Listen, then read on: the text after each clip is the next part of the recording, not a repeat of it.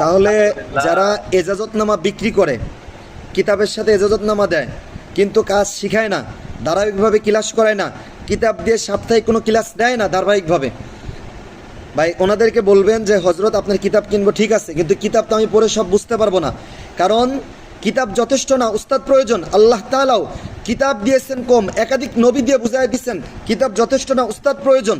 যে আমাদের কিতাবের থেকে উস্তাদটা বেশি প্রয়োজন। এজন্য হজরত কিতাব কিনবো ঠিক আছে, কিন্তু আমাদের প্রতি সপ্তাহে 2 দিন করে এই কিতাবের উপর আপনি ধারাবাহিকভাবে ক্লাস করান। আর আপনি যে এজাজতনামা দিলেন, এজাজতনামা দিয়ে 500-1000 করে টাকা নিলেন, এই এজাজতনামা দিয়ে আমি কি করবো? আমি যদি কাজ না জানি? আমার দাওরা হাদিসের উস্তাদ উনি যদি আমাকে এজাজত দিয়ে দেয়, যাও আব্দুল্লাহ বুখারি পড়াও, কিন্তু আমার বুখারি পড়ানোর যোগ্যতা যদি না থাকে, তাহলে এজাজত আমার কি কাজে লাগবে?